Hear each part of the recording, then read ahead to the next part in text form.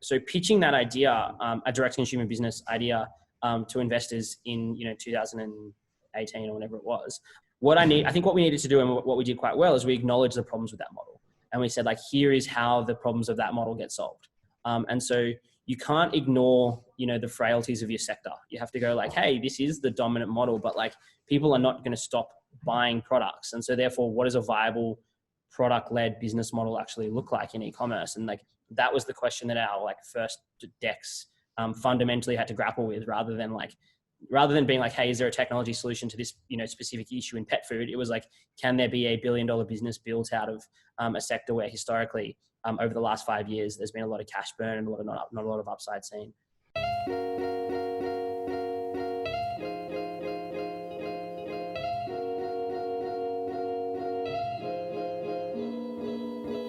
Hi everyone, welcome to episode 123 of the Startup Playbook podcast. I'm your host Rohit Bhargava, and each week I interview successful founders, investors, and subject matter experts on how they got started, the strategies they use to succeed, and their advice to current and future entrepreneurs. I'm delighted to have Tim Doyle, the founder of Eucalyptus, as my guest for this episode. Tim is one of Australia's most renowned marketers.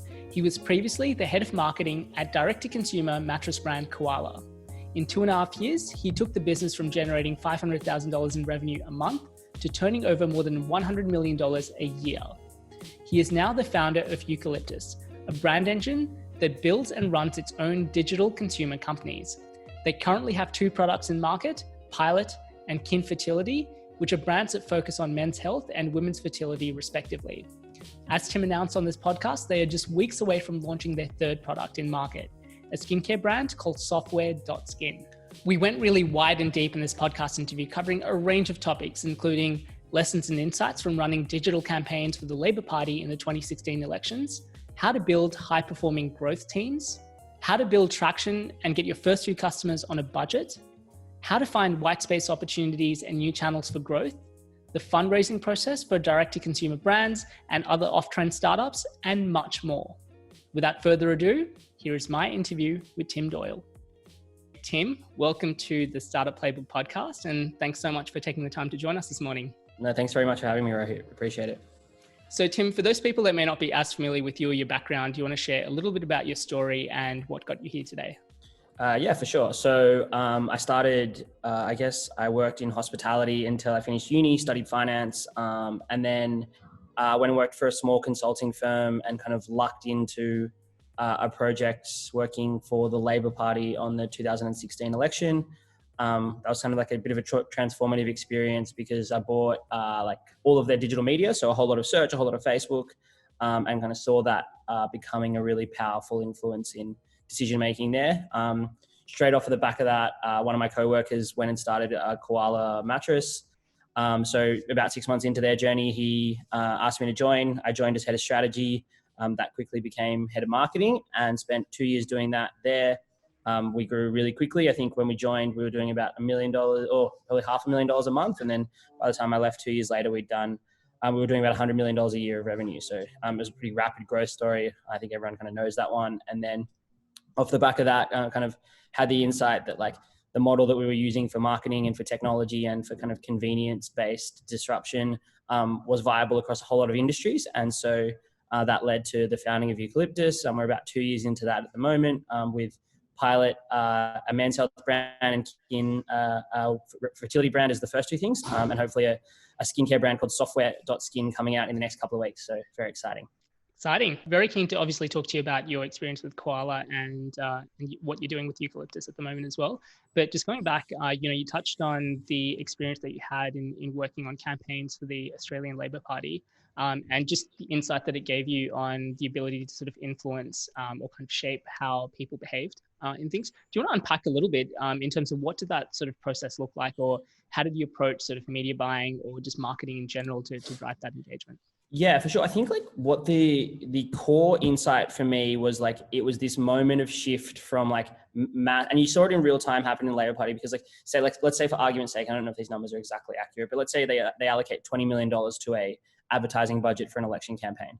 And historically 95% of that has gone on TV, and like it's of questionable effectiveness because of the like very linear nature of it, and it's like a very forced mechanism. And when politics is on TV all the time, there's a question of like where the organic element of press coverage and then the advertising element actually comes to play.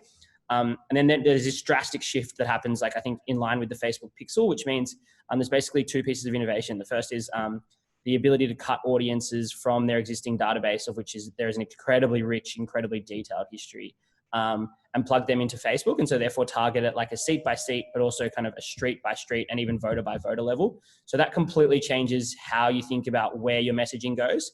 And also then the second thing is, you're switching from like essentially like an interruption-based model of advertising to a feed-based model. And so what you can then do is take those people that you think are important to you as swing voters, and show them messaging that isn't necessarily like advertising, but rather is like an article or content designed to move their preferences. So for example, the insight that like middle-aged men tend to not vote for left-wing parties because of perceived perceived differences in economic management. So you can pick that up. You can pick an article from a publication they trust, whether that's The Age or the SMH or whatever. You can run that as an ad in their feed.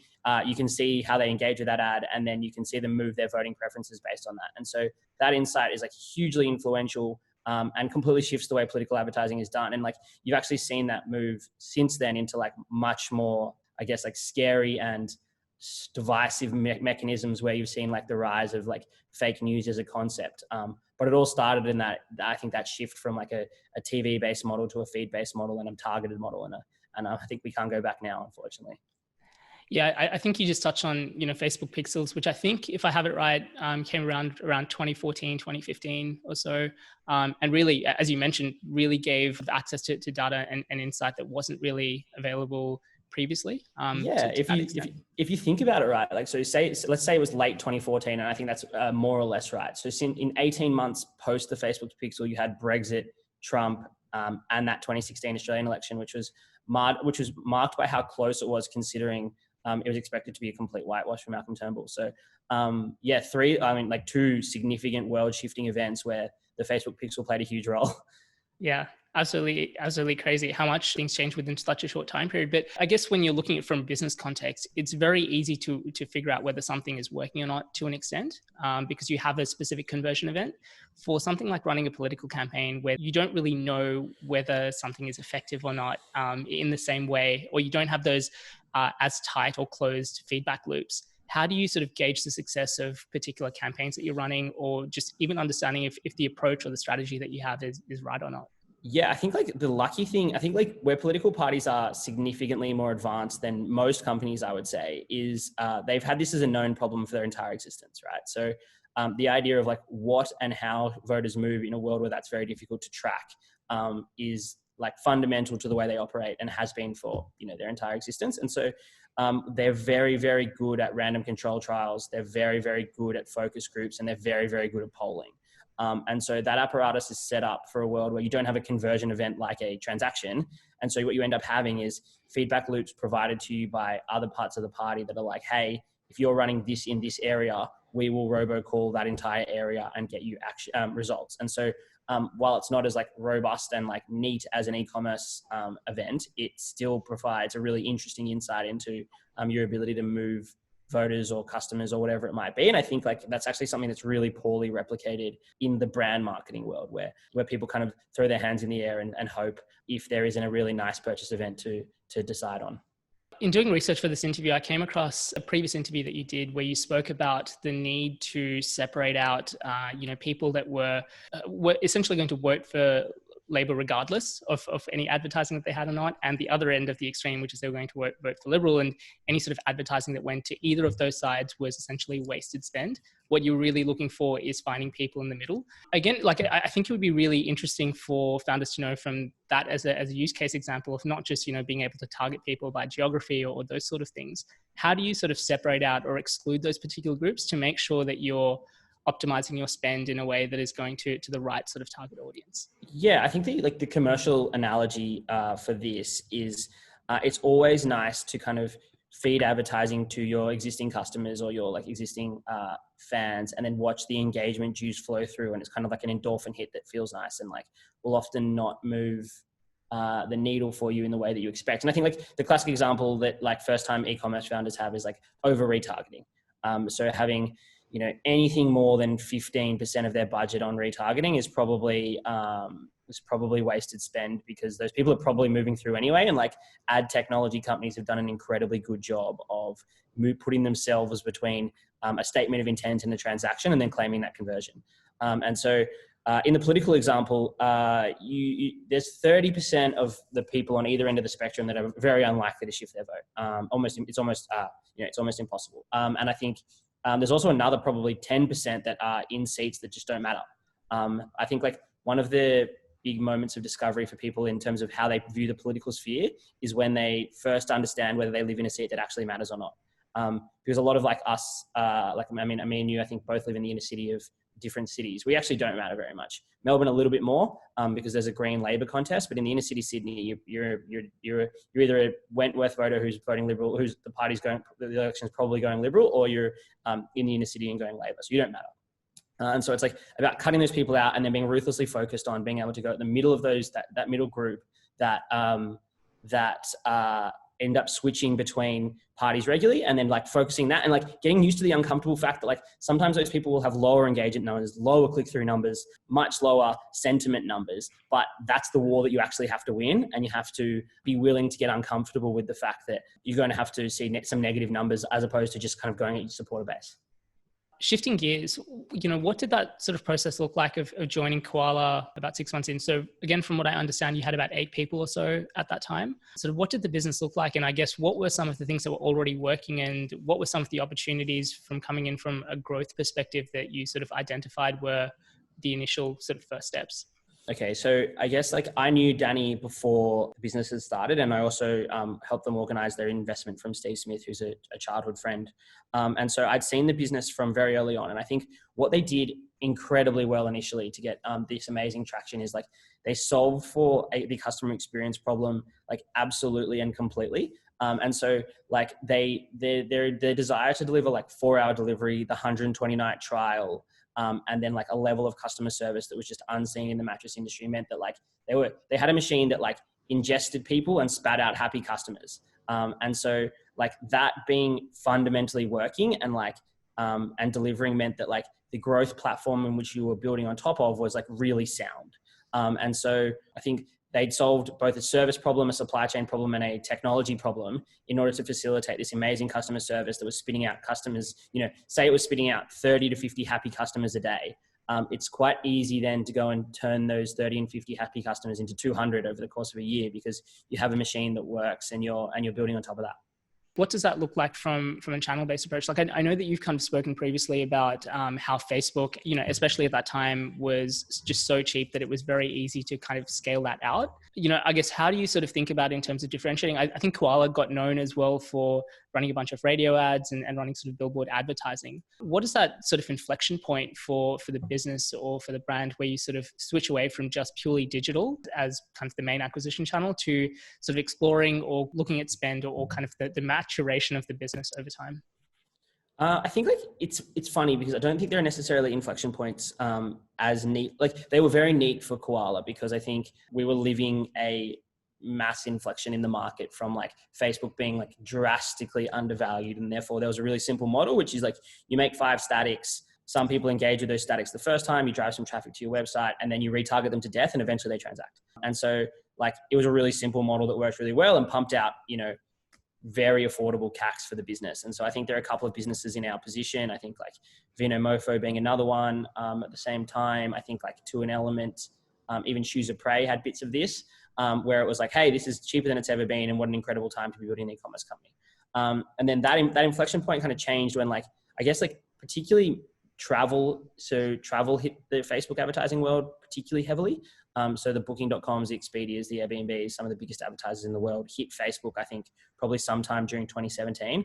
And that was an inflection point for the CPMs. And so once the CPM started to reflect something that wasn't just like a pure and simple ARB, the need to like find value across different channels became like immediately apparent. And so the brands were able to do that and go, okay, well, if CPMs are $15 on Facebook and $25 on, or $20 on radio, do I believe that I can produce a piece of content on radio that performs as well, if not better, for the same value as what I was historically getting on Facebook? And that calculus just runs again and again and again as you introduce new channels. And suddenly you have what like is perceived to be a non-digital diversified mix, but in fact is just a mechanism for shopping for value across different media. Yeah, it's really easy to get kind of caught into, we just purely run digital. What's the next digital channel to, I think you've kind of spoken about this previously as well, as like, what's the next cheapest customer acquisition channel for us, and kind of approaching it that way. What does that look like in practice in terms of trying to identify what those channels are? So like, I think for a lot of companies, it can be really easy to build up a core competency or skill, or essentially build the backbone of a company on a particular channel as well. And then, you know, when you start seeing things trying out, it can be really hard to start from scratch, from zero. From your perspective, how early should founders or companies or startups start thinking about, first of all, diversifying or testing different channels? And then also, how do you sort of identify, you know, what are those channels and what works and what doesn't work? So I guess like there's two questions there. And the first is, when do you begin to diversify? And I would say that like it's not a finite point, I think, in the journey. I think like as soon as you start to see like the classic story is that like, you start to see performance in a specific channel wobble, and you're like, oh, this doesn't seem to be scaling anymore. And then you continue to spend on it and like try and change up tactically, and trying to change up tactically ends up costing you money, because the reality is like you were saturating that channel.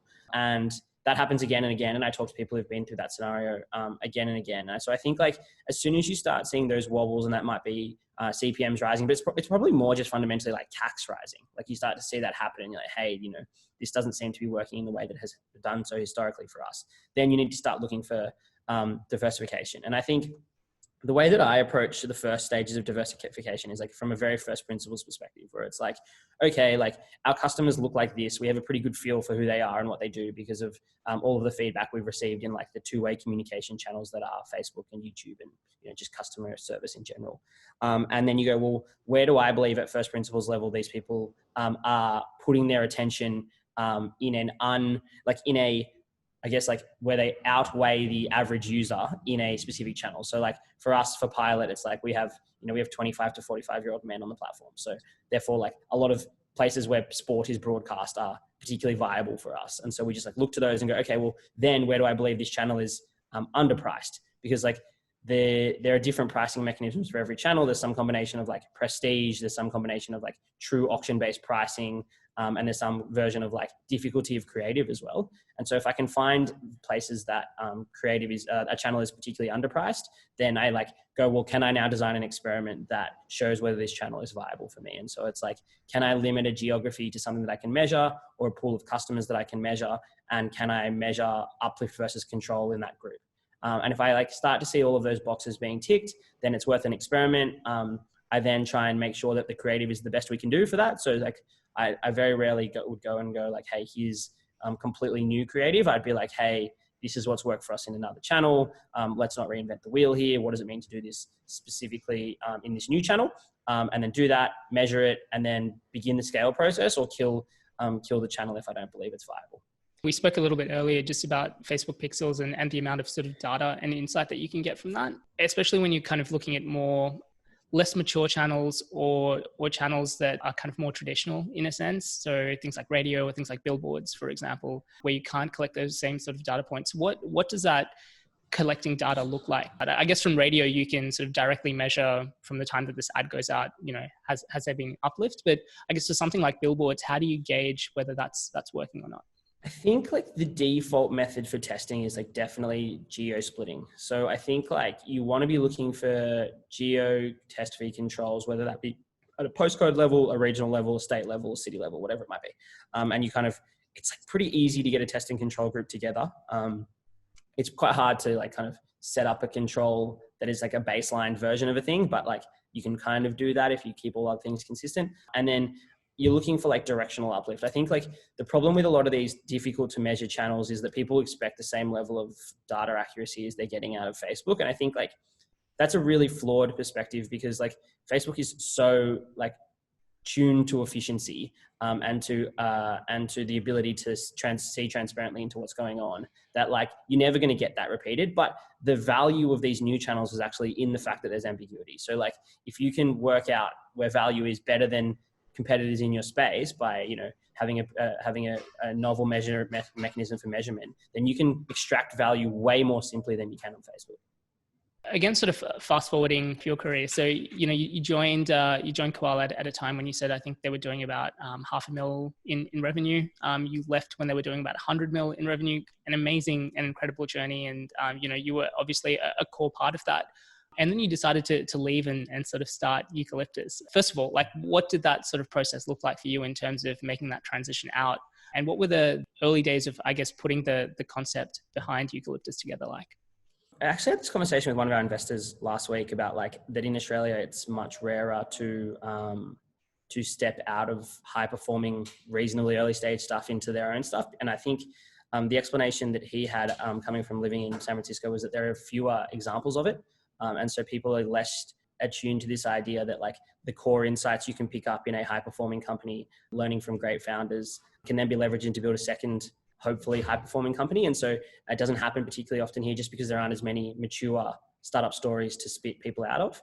And so I guess my view was that like we were doing something, I was lucky enough to join something that had a reasonably clear mechanism for differentiation. And they had like utilized that mechanism to the point of building a really great business that's, you know, will go on to be, you know, one of Australia's great startup stories. And so my question, like kind of 2 years in, was like, well, I could stick it out here and enjoy the ride and kind of continue to repeat on the same process again and again. Or I could test this idea that this differentiation point is scalable in different industries, and we could start building on that. And I just like the intellectual challenge of doing that was probably the most important thing to me. And so I was lucky enough to be quite close to a few of the team at Blackbird. So both Sam and Nick and even Nikki took the time to kind of give me feedback on this idea that I had in my head about what a kind of consumer conglomerate out of Australia could look like.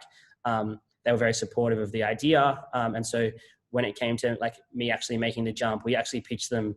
I pitched Charlie, my coworker, who is now my co-founder. And we then pitched Blackbird, and they were very supportive of providing the initial capital to do it. And so it made the jump off decision pretty easy. If I have this correct, you were initially pitching dog food as a brand rather than healthcare products. I guess what instigated that, and I guess what made you want to make the switch? So I guess like the initial, I guess like the kernel of the insight that became Eucalyptus was like, we think that there is the potential to build a like Procter & Gamble or Unilever or even like an LVMH type business out of Australia, where a core engine runs technology, marketing, supply chain operations, and customer service.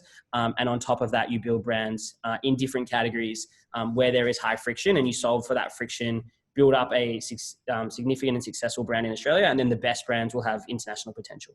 And so the reason that pet food, every time I mention pet food, I spook Mike Halligan, the founder of Scratch, because he's a friend, so I'm going to stop doing that. But the reason we said pet at the time was because like pet in Australia is dominated by Pet Circle, and Pet Circle is Chewy.com in the US. And like, to me, that represents a broad, horizontal, shallow e-com play, and like the shift to direct to consumer has provided much more deep, specific, niche e-com plays. And so therefore I'm like, well, that change will happen eventually. And whether it happens for Mike at Scratch or the guys at Leica or whoever it ends up happening for, we thought that was an opportunity. So we were looking for a shape of opportunity rather than a sector to begin with. And you touched on the support that you got from the team at Blackbird. I know that you've mentioned previously that you were blasted by a couple of other investors that you spoke to. A conversation that I had with Rachel Newman, and I can say this because she said this herself, was that, at the start when she first got pitched this idea of, a conglomerate of different brands or kind of all of these different things at the very early stages of Eucalyptus, very difficult for her to grasp. It's such a different kind of unique model and approach. And especially in an industry like direct-to-consumer brands that I guess have gone a little bit out of vogue as well over the last few years. More from a story perspective for founders that are listening, when you're trying to pitch something that's unique or different or something that isn't the hot thing in the industry at the moment, and trying to convince investors to jump on board or see or share that vision for you. What does that look like from your perspective, or what was that sort of experience like in trying to get that sort of initial investors or trying to get those initial backers for Eucalyptus? Yeah, that's it. I mean, like, it's a really interesting question because I think it's one that founders run into all the time. I think, like, if you were to walk into Sydney Startup Hub now and like poll everyone on what was holding back their business, the number one answer would be that like investors don't appreciate my idea for what it is. And I think like that actually is a self-defeating kind of narrative, because like the reality is like investors aren't like some big scary irrational beast that's chasing fad after fad, despite the fact that that's like a popular position to take on them. There are reasons why they like certain industries. There are reasons why they don't like certain industries. And like the reason that direct to consumer fell out of popularity from a US investor perspective is because the initial idea was that you could pump capital into a business, it could take market leadership, and then CACs would come down over time as you became the market leader in a space. And that would drive investment returns. And the popular examples of the first generation of these businesses that proved out to be not true, where like by being a high growth, high CAC leader in a category just meant that you got more efficient, cleverer competitors competing with you at a lower scale, and you kind of got eaten from both the top and the bottom. And so pitching that idea, a direct consumer business idea, to investors in 2018 or whenever it was, I think what we needed to do and what we did quite well is we acknowledged the problems with that model, and we said like, here is how the problems of that model get solved. And so you can't ignore the frailties of your sector. You have to go like, hey, this is the dominant model, but like people are not going to stop buying products, and so therefore what does a viable product-led business model actually look like in e-commerce? And like that was the question that our like first decks fundamentally had to grapple with, rather than being like, hey, is there a technology solution to this specific issue in pet food? It was like, can there be $1 billion business built out of a sector where historically over the last 5 years there's been a lot of cash burn and not a lot of upside seen? Yeah, I think something that you've mentioned previously is, probably difficult to build a singular $1 billion direct-to-consumer brand, but there's a lot of sort of multiple $50 to $100 million potential business opportunities within that, and it's more about the infrastructure that's being built, and essentially that's what Eucalyptus is trying to do. Is there a replicable model underneath that can spin out a bunch of these brands and make? Yeah, for sure. There just aren't very many few SKU international global brand success stories that spun up in under 3 decades. Like you look at the history of like even the best brands of all time, and like they started like with like single SKU. You read that book Shoe Dog by Phil Knight about Nike, and you're like, he started in a really specific category of like running shoe, and then over 30 years diversified that out into the brand that it is today. But I think like if you start with this idea that like we can be one thing for a significant amount of time, I think you're heading for a situation where, because competitive dynamics and market entry is so easy now, you're heading for a situation where you're competing on a low differentiation product really quickly, and that burns you really fast. And I think like you can actually, like the simple example of that is like the success of Koala v the relative failure of Casper, which is its US equivalent. And you go like, well, why are these two businesses so different? You have one that is in Australia in a much smaller market, but still has 20 competitors, versus one in the US that is significantly underperformed expectation. And like Koala was able to diversify its product offering based on its core differentiation of convenience really quickly. And so therefore it was able to create meaningful product differentiation in its category within the first 3 years of its existence, while Casper, attempted to diversify into more mattresses, which was just the same differentiation replicated over and over again, and therefore got eaten by a number of competitors. And so, so I think you have to build something diversified really quickly. Otherwise, you run into a number of problems that we've seen develop over the last 5 years. So you've got this framework of a future that you want to build with Eucalyptus, of essentially a house of brands that you wanted to build.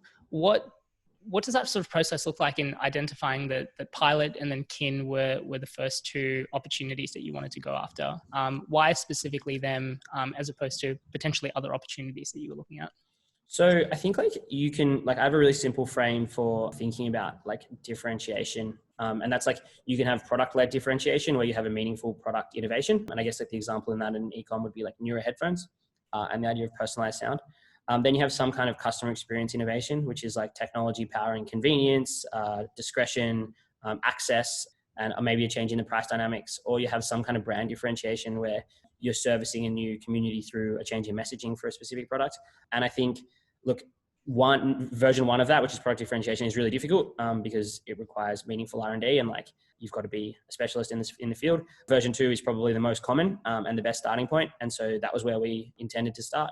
And then version three, you kind of have to develop over time. And I'm a bit sus on that as a starting point. So we have this idea of like building convenience, technology-led convenience differentiation, customer experience differentiation. And so then we're looking for like high friction industries, and we're like, okay, well, fragmentation in the doctor, pharmacy, patient experience is clear, and we have a clear underserved community in like young men who are, no longer having the typical relationship with a GP, and therefore seeking more information online and like, buying more stuff online, and therefore not having the same level of care. So we're like, well, what if we could build technology innovation that helped them get this access to those services? And that was kind of like the frame for pilot. And then that meant that like once we had that platform, we were like, okay, well, where can this simple online doctor's consult and pharmacy relationship be spread to? And I think the next logical place was contraception, where there was obviously a high friction experience for women. And then beyond that, that platform can now be leveraged across hopefully like, 5 to 10 brands over the next kind of couple of years.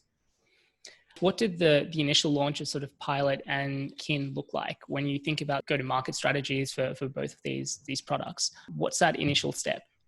I think like they were both marked by their discipline. So like, I think like what the first version of those businesses both did was solve a really simple, a really simple problem in a really simple way with very direct messaging around it. So both of them were essentially like Pilot more with discretion than convenience, but then Kin with convenience. And so we like delivered on a really simple use case for a really specific group of customers very well for the first kind of 6 months, built up trust that way, built up an understanding of what those customers needed, built up the technology to service them. And then kind of we're in a position to scale product offerings and kind of forces of differentiation from there. So I know that you've spoken about pre-launch strategies before, especially when it comes to things like setting up waiting lists for customers that are potentially ready to buy and whether they do or don't convert. I assume that there are a lot of founders that are listening to the show that are in the process of potentially launching their first business, whether it's a B2B or sort of a D2C company. How do you sort of think about pre-launch strategy in terms of making sure that you have your messaging right and that you're sort of ready to launch on day one? And then how should they sort of think about getting those initial customers and that initial traction in place for the business? Yeah, I think what I've said previously is like of my extreme skepticism of the ability to convert pre-launch customers into launch customers. And I think I basically think like the common mechanism that people run, which is like some version of advertising to a list, and then some attempts to engage that list, meaning that they get it. Like, and I think the example that I used is like we had 20,000 people on the waiting list for the Koala sofa, and I think we sold 50 or 100 sofas in the first week, like something remarkably low. And so I think like people will sign up to a waiting list just out of curiosity. And I think that's a poor proxy for like actual engagement. And so therefore like the question is then, okay, what do you actually do to what's meaningful and useful in a pre-launch phase? And I actually watched the launch phase of a company called TimeChi happen over the last kind of 6 weeks. And I think that was a super effective mechanism for a pre-launch, right? Very, very strong props to the founder who was able to, I think, like engage potential customers across a whole lot of channels by like an incredibly frequent two-way conversation requesting feedback. And like, I thought it was a little bit too much to me, and I didn't actually engage in the community that much, but I was just so impressed that he was able to like form a committed community around the product by requesting product feedback frequently in the time leading up through development up to launch. And I think your job is not to like build a large list, but to build an engaged list and like use that engaged list to seek feedback on both product, on messaging, and everything that you possibly can do in order to. So a committed list of 100 is better than an email list of 1,000 is definitely true. And I think if people want the TimeChi example, I think is still live, and so that's definitely one that people should check out because I think it's a super successful example of community building pre-launch. Yeah, Sean's fantastic. I was actually part of the initial launch. So I was, I think, number 10 to buy a TimeChi, which I'm still going to claim. But there you go, right? But that's perfect, right? Like that's the perfect example. It's like obviously you have an influential voice in the space, and he was able to like bring you in and have you engaged from very early on. Yeah. So again, assuming that there's a lot of founders that are listening that have bootstrapped their company, haven't raised funding, and don't have a lot of resources to necessarily invest. First of all, do you think that to do marketing or acquisition effectively at scale, you need a particular budget in place to do that? And if not, I guess how should founders sort of think about growth or acquisition from that perspective if they don't have a large pool of resources to work with? Yeah, for sure. I mean, it's a problem that comes up again and again. And I think there are like two elements to it. I think the first is what happens a lot is people misspend. And so therefore, like they will have let's for argument's sake, the budget is 10 grand to do acquisition for the first 6 months of the company, and that's the person's life savings poured into the business to bootstrap it. So I think quite often what you'll see is like money into things like brand development or like a branding agency, money into like an explainer vid or a launch video, money into a PR firm, and like inevitably all of those things are wastes. And so like what you end up is you end up with no money left for like actual acquisition because you've paid for things that you think a company should do early on. And in reality, like your brand is not anything to begin with, and you have no idea what it will be, and no brand agency is going to tell you what it will be. So what you should be thinking about is like, can I spend small amounts of money to like test very direct versions of my messaging? And hopefully like by the fact that you're launching a new company and it's relatively novel, is that there are a group of customers out there that are like demanding and waiting for your product. And so your job is to like be focused on finding them and ideally find organic ways to communicate to them. And I think like that's obviously difficult, but there's like all of the various kind of like simple reach out engagement mechanisms to do it. But then also just like simple paid messaging designed, really simply and written in from a first person perspective can be a real start hook to the business. Like I know the example that I have in my mind is KJ at Delicio, who I think I've spoken about before because he's my favorite marketing person. He's got his initial product had no margin in it. And yet like he was able to test really simple versions of his proposition with really simple content really effectively to get that first kind of group of engaged customers going through. And then once he'd done that, he had, enough momentum and enough scale for that to kind of spread a little bit organically and then like as well through paid channels from there. Yeah, what he was able to achieve with such a small team and resources as well was absolutely incredible. Oh, he's a machine. Like if you're looking for a starting point with Facebook, and like he probably actually won't appreciate this, so maybe I shouldn't do it. But if you're looking for a starting point with Facebook ads, go to the Facebook ads library and look at Delicio's ads because like they are world class and have been for 5 years. Yeah. Absolutely. It's fantastic. One thing that I absolutely loved that you said in a previous interview is earning the right to build a brand for companies. I cop so much shit for saying that. So thank you. Really? Thanks for bringing it up again. Yeah. I loved it. I loved it. I think a lot of the time, being founders, it's so easy to have this really grand vision of what we want the future to look like. And, we want it to be all of these things and we want people to feel a particular way. You have to get to a point where you have enough customers that you can actually build up that sort of brand recognition or purpose. Do you want to break that down a little bit in terms of, what do you mean by that sort of process and what does that look like? Yeah, absolutely. Like I think like again and again, you see these examples of like, and it's the way that we write about startups, right? And it's the way that we write about success and the way that we talk about success is that we skip over I think the best version we have of it is talking about MVPs and how simple they are and like how important it is to ship them. But like the brand version of that is very rarely discussed, which is like the first version of most stories and most brands is incredibly simple and doesn't have the ambition, the global, world-reaching, world-touching ambition that brands end up having, years later. And the first version is like solving a really simple job in a really simple way for a really specific group of customers. And then kind of earning the right to expand that out from there is incredibly important. And so I guess like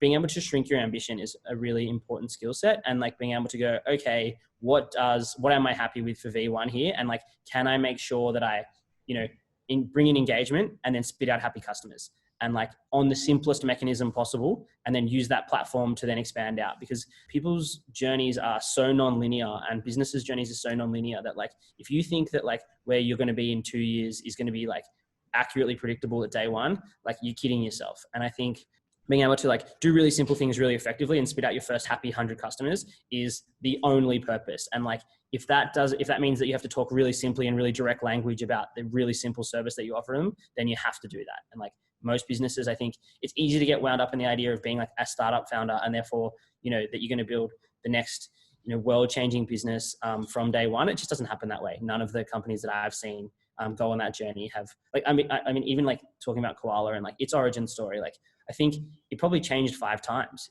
but like what they were doing is making it really easy to buy a mattress throughout that. And so therefore, what it ended up being didn't really matter. It just meant that they were, spitting out traction, and then traction created more traction because feedback was used to iterate, and then suddenly you've got a great business. But, most businesses fail before that point of first traction. I guess speaking about that, one of the things that I think Koala was really well known for is the reviews that were in place, and using that as an engine to kind of drive growth for the business, which again, isn't necessarily something that a lot of founders would necessarily think about. How did you sort of focus on trying to get those initial reviews in the first place, and utilizing that? How do you get that engagement, or how do you incentivize customers to leave reviews? Yeah, for sure. I mean, this is not something that I did myself, so I'm definitely not taking credit for it. I think like Danny set up both Danny and Mitch in the first versions of that business set up a really comprehensive and personal review funnel.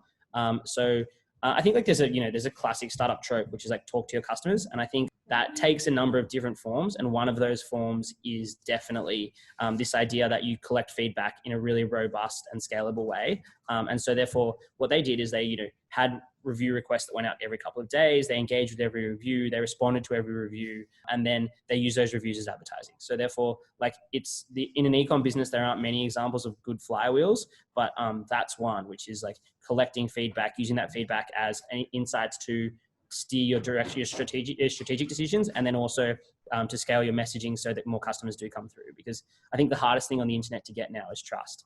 And so if you can build a platform which people trust quickly, then you're in a really advantageous position against any competitor that wants to come into the market. If I have this correct, one of the things that you found the hardest in the transition into being a founder is just balancing how you invest in resources, both within your team and just kind of overall in the way that you look at the business. So when you look at sort of shaping the team for Eucalyptus across the 2 different products that you have at the moment, how do you make that judgment call between should we bring in a freelancer, outsource, kind of bring something in-house? And similarly, when you sort of look at different channels that are potentially performing versus, I guess, diversification into different kind of areas, how do you determine things that you should sort of double down in and invest because it will bring you potential long-term benefit versus things that you just need to kind of get in and do really quickly?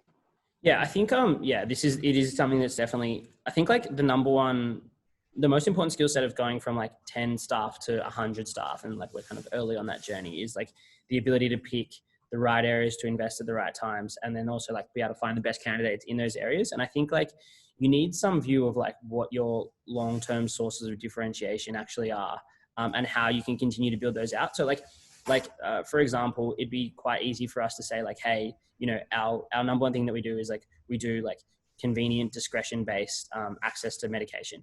And like we could double down on that, but like the reality is like there are only so many ways that can go. And so we need to actually build out new capability pretty early on that allows us to kind of increase the number of services and products that we can offer. So therefore, like investing properly, it'd be pretty easy to run a really simple transactional experience and then like scale the marketing side of things and be like, yeah, this business is headed to the moon because when I, pour $5 into channel X, it spits out 10. But the reality is like we've actually had to invest in the engineering capability to increase the number of different outcomes we can offer to patients quite significantly. And so I guess like to round that out as an answer is like we've had to think through what differentiation look like at scale and invest early on in that capability, even when it perhaps was less comfortable to do so than to just continue to invest in what we knew, which was scaling marketing spend.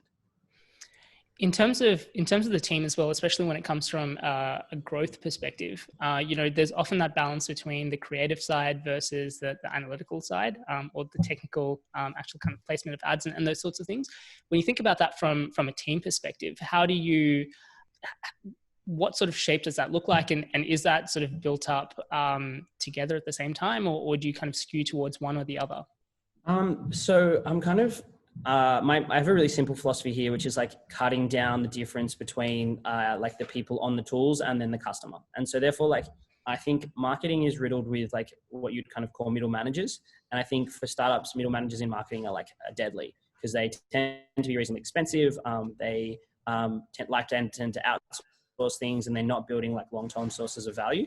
And so my approach historically, and I guess like this will hopefully hold into the future, is where possible have specialists on the tools. So particularly content creators. I think like content creators are a particularly powerful mechanism, and then have them as close to the customer as possible. So producing as much content that allows you to test quickly, kill the things that don't work, and scale the things that do, as well as possible. And then like analytically capable people making the decisions around how that then gets spent. But you want those people on the tools as well. So I guess like the shape of teams at both Koala and Eucalyptus that might be different to larger marketing orgs or historically kind of corporate marketing organizations is there are a lot less brand managers, there's a lot less marketing managers, there's a lot less middle managers generally, and more people on the tools operating and creating. So I feel like I can talk to you all day. So I'm going to finish off with one last question before we shift gears to audience Q&A. So for those of you that are tuning in live, if you have any questions, please submit them via the Q&A tab, which you can find at the bottom of the screen. So Tim, I know that you touched on this a little bit earlier. You know, I think that a lot of founders get caught up, especially if they don't come from a marketing background, in just doing the same thing that everyone else is doing, just because it's the easiest approach. But oftentimes the most impactful things will be to kind of look at white space opportunities that are sort of a little bit out of the box, but are very in line with where your customers are already paying their attention. I think you previously mentioned you focused on Kayo Sport. I think you've also mentioned previously that you've invested quite heavily in Pornhub as well for pilot. When you think about assessing new channels, first of all, how do you determine what are interesting channels for you to potentially test on? And how do you gauge whether a new channel that you're just testing on isn't effective because you just haven't executed on it properly, or whether it's actually not the right channel and won't give you the returns that you potentially hypothesized at the start? For sure. So I think there are kind of a couple of elements to the answer to that. The first is like you have to have your core channels doing what they're supposed to do, right? So like I'm anti Facebook and Google in the sense of like them as like long-term scale opportunities, but it would be stupid of me to say that you don't have to have them working for you as like mid-funnel tools to close transactions. So until you have that done, and what I mean by that is like you can move people from first interaction with your brand through to purchase reasonably effective using those two channels, then you don't necessarily have a baseline even to start to begin to scale into other channels. But then once you do have that working, I think the question is like, well, where do I believe that I can get my customers' eyeballs or ears cheaper than others, than I'm currently getting them in my main channels? And so I think like the Pornhub example is a really simple one, right? It's like audience that skews hugely male is the right demographic, and it's probably thinking about the right set of things at the time that the advertising will be shown there. And I know it's cheap because I know other brands will go there.